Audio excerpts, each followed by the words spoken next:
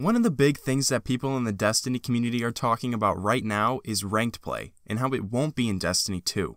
Bungie's made big changes to the weapon slots, subclass trees, maps, modes, player counts, potato routers, everything, man. Okay, maybe not potato routers, those probably still exist.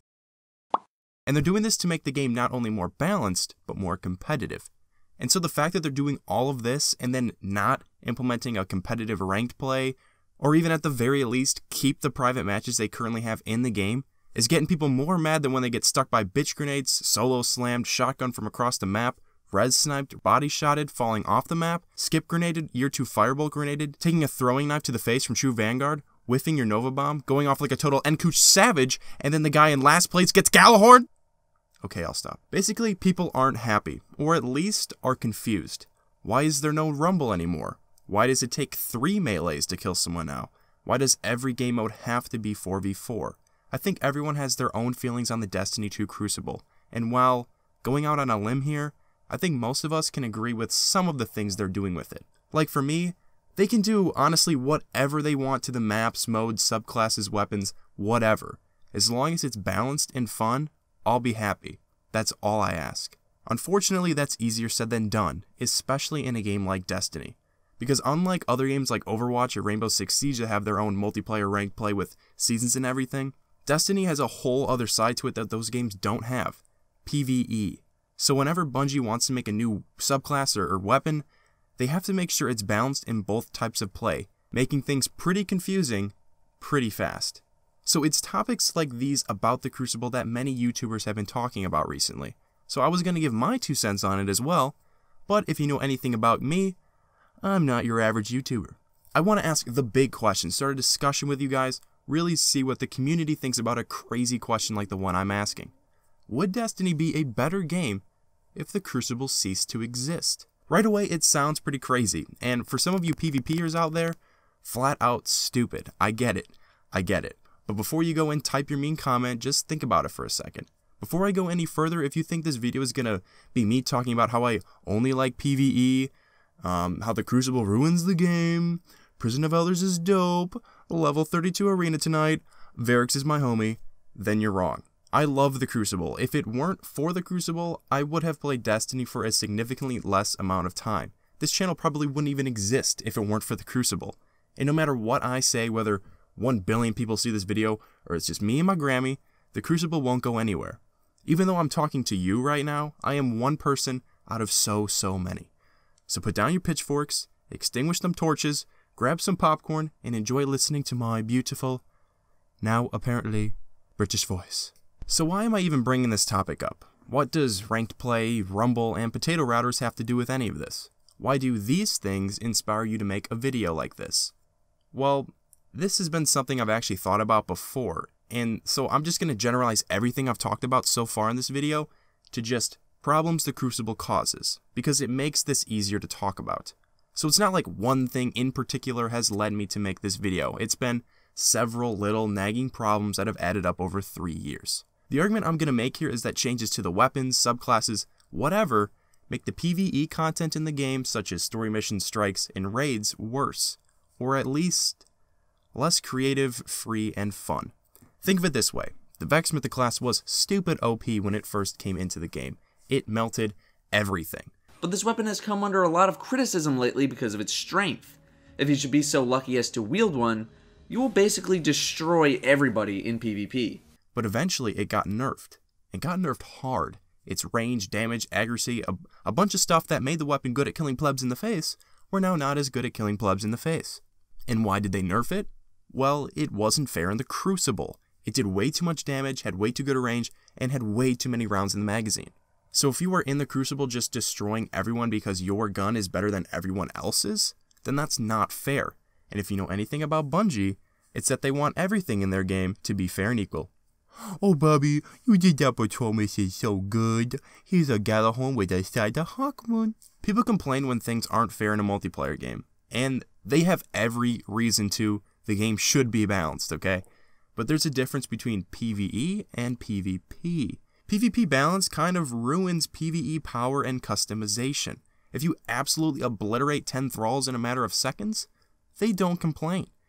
And so nerfing something like the Vex for the sake of multiplayer makes it less fun and viable to use in PvE content. If you worked that hard to beat the Vault of Glass and get the Vex back in the day, you should be rewarded with a really good weapon, right? I mean, look at what happened to Necrochasm because of this. That thing sucked. It still kinda sucks. I have friends that still have the Crux in their inventory because they don't care if they have the Necrochasm or not. That to me is a muy grande problema considering it was the rarest weapon in Destiny at that time. But maybe you aren't a fan of the Vex example, and in ways I can see where you might be. There can be times where a weapon needs to be nerfed for reasons other than the fact of a multiplayer imbalance. A perfect example of this is Gjallarhorn in, well, a lot of things, but most specifically against Skolas. It was so powerful that it broke the fight mechanics entirely, as people, myself included, no shame, would rather sit and wait on heavy ammo since the respawn just to pop weapons of light and shoot endless amounts of Wolfpack rounds up Skolas' booty hole until he turns into this fiery, papier-mâché stuff that every boss in Destiny other than Oryx seems to turn into when they die. That was broken, and it wasn't something in PvP. There were also other imbalances in PvE that you could argue, but I don't really think that they're that strong of arguments. Like, for example, you could say that the old Holy Trinity, may they rest in peace, of Fatebringer, Black Hammer, and Gjallarhorn was OP too. And yeah, it was a really good setup, but it didn't cause problems most of the time. They were just the best weapons to use. And it's not like getting them was easy or anything. You should be rewarded for the things you grind for. Look at Horizon Zero Dawn. They reward you with this piece of armor that literally makes you impenetrable to damage. Is it stupid? Yeah. But did I have to work really hard to get it? Yes. A lot of the reasons you could give me as to why the Black Hammer was OP was mainly focused on the fact that the strikes and missions in vanilla Destiny were poorly designed. Bungie doesn't want me to safely sit in the back of the map and shoot all of these guys? Then they shouldn't give me the option in the first place. They're the ones making the game. This could be said for shooting the legs off of Devil Walkers with Black Hammer or just camping with Icebreaker too. And even still, I find these to be smaller, easier fixes than those that are done with the Crucible. Not only are there a lot more problems, but they are also bigger. Over the past few years, the game went from Suros meta to Thorn meta to Mida Multi-Tool meta to Pulse Rifle meta to whatever. Throw in some ridiculously ranged shotguns, tons of special ammo, and balanced supers, and you have got yourself the Destiny Crucible. And while I think a lot of the crazy BS stupidity that comes with the Crucible is something that gives its distinctive charm, I just want to imagine for a second a Destiny where the Crucible doesn't exist and how it would affect the game. And I'm not going to go over things that are super specific here as far as all the metas, the balancing of specific weapon archetypes, supers, and all that stuff because it would take way too much time and I'd never get through them all. And kind of like I said before, some, not as many, but some of those things would still need slight changes to their power if the Crucible didn't exist anyway. Gjallarhorn was too strong a lot of the times, forcing people to only pick you in the forms if you had it. The Hunger Code is good too, man. There was a time where no one used shotguns because they didn't do enough damage, and supers like Arcblade and Striker were absolutely abysmal in PvE. I think that there are three big things that the Crucible has influenced in Destiny 2 that affect the entire game as a whole. And those three things are encounters, weapon slots, and subclass trees. All of these three categories kind of fit into one here, so I'm just going to tell you what I mean all at once.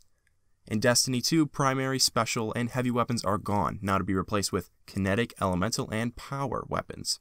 Subclass trees are much more streamlined, forcing you to pick two sets of perks, not allowing you to mix and match them for a personalized build. These two things are a direct result of the Crucible. There's no refuting that, and they can influence the PvE encounters drastically in my opinion. If you look at a ton of encounters in Destiny 1, there is typically a specific special weapon that would be best to use, whether it be a strike or a raid. But with making something like a sniper rifle the equivalent to a rocket launcher now in terms of availability in combat, you won't be getting nearly enough ammo to utilize it as much as you did in Destiny 1 for bosses. A perfect example of this is the Golgoroth fight in the Kingsfall raid. That encounter is basically impossible to do without a sniper. So does that mean that in Destiny 2 we won't have boss encounters like Golgoroth, Sepix Prime, the War Priest, etc. anymore?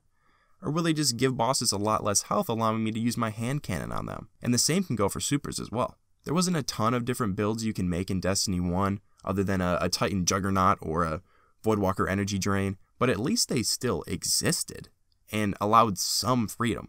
But in Destiny 2, to avoid builds altogether for the sake of a balanced Crucible experience, Bungie just made them for you. Now, is a lot of this premature? Yes. I've not played the game yet. You haven't played the game yet, so who knows, maybe the PvE content in the game won't be taking a step down. I get it, snipers and shotguns had too much ammo in PvP. They were too good. Getting shotgun from across the map is annoying. So was getting killed by Thorn or getting supered. But as bad as it may sound, it was also really fun to do it to other people.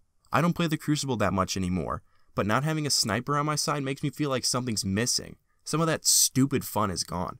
Just looking at it from this perspective, shooting some enemies with my primary, then switching to my sniper and landing one well-placed shot to kill a knight is more fun to me than switching to a scout rifle and slowly wearing away at his health. And above all, that's the thing that worries me, is that all of the Crucible changes they're making to balance the game will make Destiny 2 a less fun and varied experience.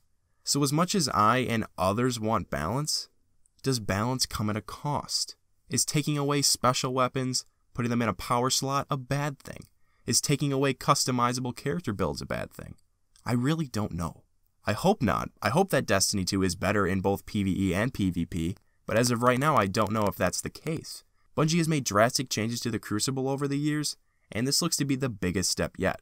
Weapon slots, player counts, subclass trees, game modes, they're all different now, and that affects the entire game, not just the Crucible. And to me, at least as of right now, it's a big bummer that they're making all of these changes to the entire game to make it balanced for competitive play, and then not even implement competitive or private play at launch. So in conclusion, would Destiny be a better game if the Crucible didn't exist? Being honest, I gotta say as of right now, yes. Well, fundamentally, that is.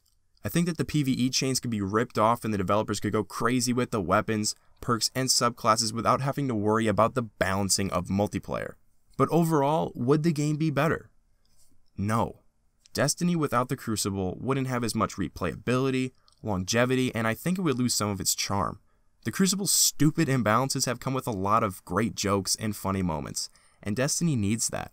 It's one of the things I talked about in my Anthem video in case you missed it, as I briefly mentioned how Destiny has a distinct personality, and I think that the Crucible contributes to a lot of that, and the game wouldn't be the same overall without it.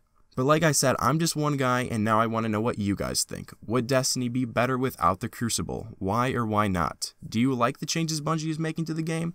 Or do you think that it will make the PvE or PvP experience less fun? Leave your answers in the comments down below. Leave a like if you enjoyed, subscribe if you're new. Thank you all so much for watching, and as always, I'll see you in the next one.